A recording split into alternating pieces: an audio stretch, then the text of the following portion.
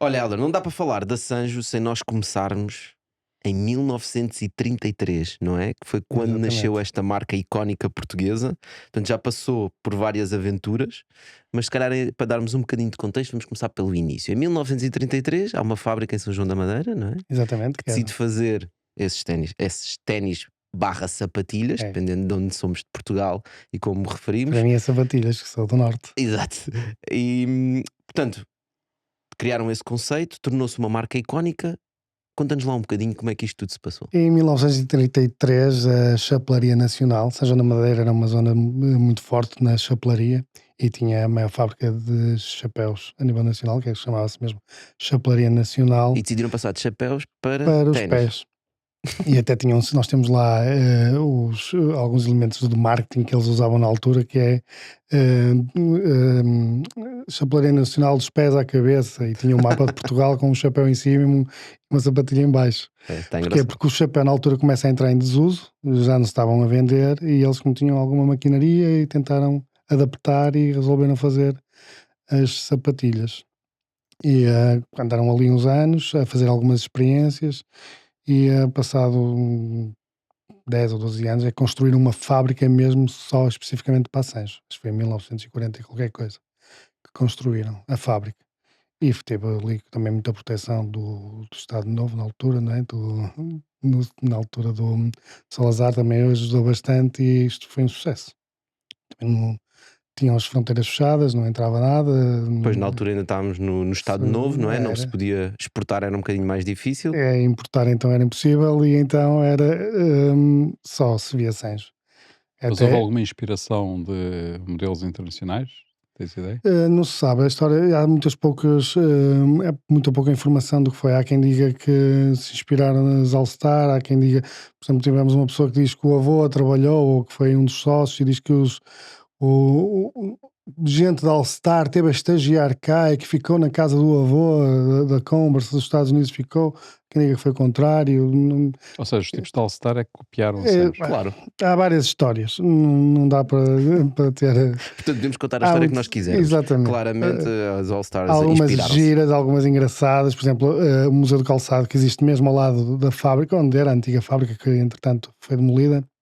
Existe o Museu do Calçado e tem uma grande exposição de Assange, fazem muita referência a Assange e a diretora, numa altura, contou, já fiz mais que uma visita lá, até quando tenho gente de fora, agentes ou assim, faço questão de os levar lá para terem mais contacto com a história também da marca.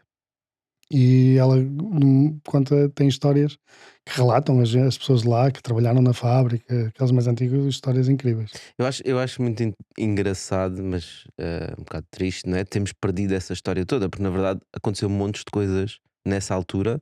Uh, a fábrica foi construída 10 anos depois de eles terem inventado o conceito, não é? Sim, Era tudo fabricado lá.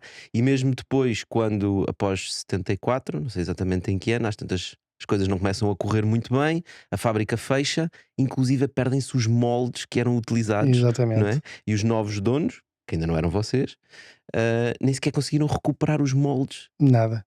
Hum, acho também que foi com a demolição da fábrica que se perde tudo. Ela só fecha mesmo, só é declarada a insolvência da fábrica em 96. Ui, Ela, entretanto, andava moribunda. Tentar fazer umas coisas, começaram a inventar muito também, na minha opinião. Tenta, dispersar. tentar concorrer com as marcas internacionais que começaram a entrar todas por aí dentro, não é? Sim, porque após a Revolução abriu-se a importação e exportação, não é? E As começou a Adidas, vir as muita Nikes, competição. tudo. Mas eu vou-te fazer vou dar uma surpresa, pá. Eu cheguei a vender Sanjo, Sim, é verdade. Eu tenho tinha um tio que era feirante de calçado e por vezes eu ia ajudá-lo nas feiras a vender o calçado. Portanto, lembro-me que era em Cascais, que era em Azeitão. Portanto, e vendi muitos. já temos uma coisa em comum, que eu Hã? também, os meus pais também eram Gostei. feirantes. Eu também Também vendeste. ajudava os meus pais nas feiras. Então Sei também vender nas andaste a feiras. vender as Não era sapatilhas. calçado, eram malas, Eram malas. mas cresci nas feiras também. Então, olha, Temos Mas aí pronto, uma a coisa em verdade é que comum. perderam-se esses moldes, não é? Sim, E depois em 96, disseste, não é? sim. A empresa foi adquirida por um grupo. A empresa já tinha sido adquirida por um grupo alemão, porque aquilo estava inserido num grupo de empresas que era a Oliva, das máquinas de costura. E que esta empresa de Assange estava inserida nessa, e como não dava lucro, eles declararam insolvência na Assange. A Oliva também era uma marca icónica. Era, e grande, gigante. Uma coisa eles ainda têm lá as instalações. E esse grupo declarou insolvência na Assange, e houve um grupo empresarial aqui de Pedro Pinheiro que adquiriu a marca em haste público.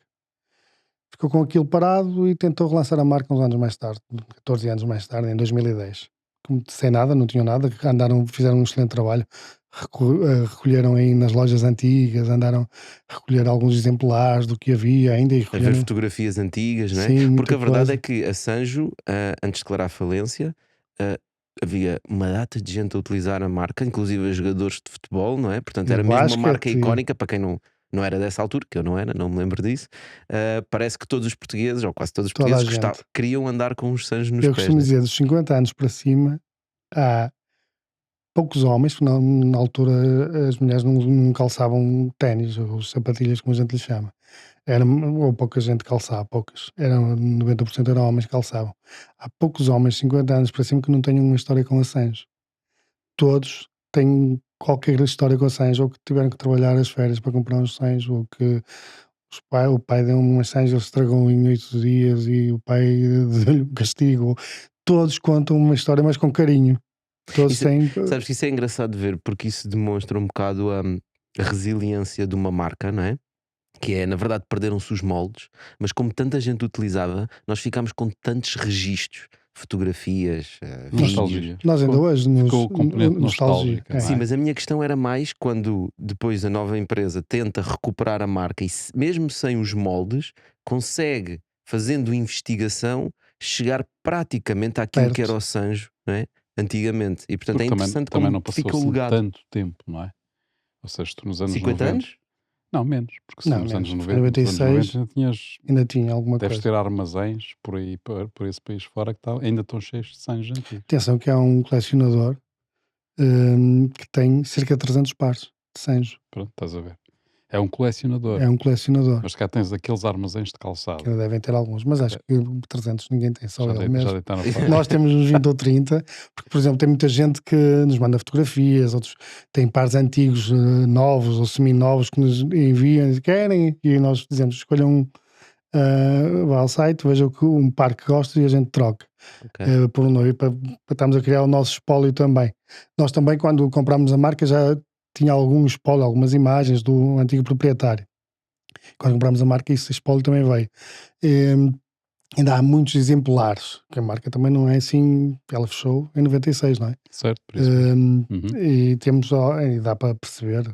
Agora, o método de construção é completamente diferente do que era naquela altura, que ele era vulcanizado. Hoje em dia a vulcanização é proibida na Europa, em grande escala, como era na altura. Então vamos a isso, porque isso começou quando a marca foi adquirida, em 96, e quando em 2010 tentam regressar ao mercado, na verdade já não são sapatilhas feitas made in Portugal, são sapatilhas feitas made in China. Sim, ele deslocou a produção para a China porque não conseguia fazer a vulcanização cá. E ele achava que a vulcanização, penso eu, pelo menos foi como disse na altura, que era fundamental ser uma sapatilha vulcanizada. E o que é isso, já agora?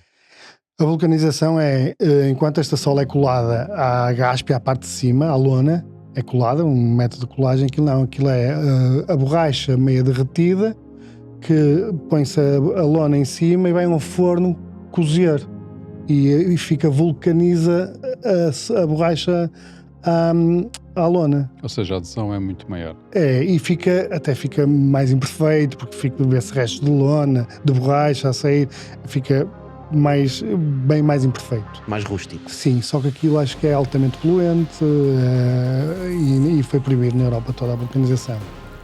E ele foi atrás da vulcanização e deslocou a produção então nessa altura para a China para conseguir vulcanizar.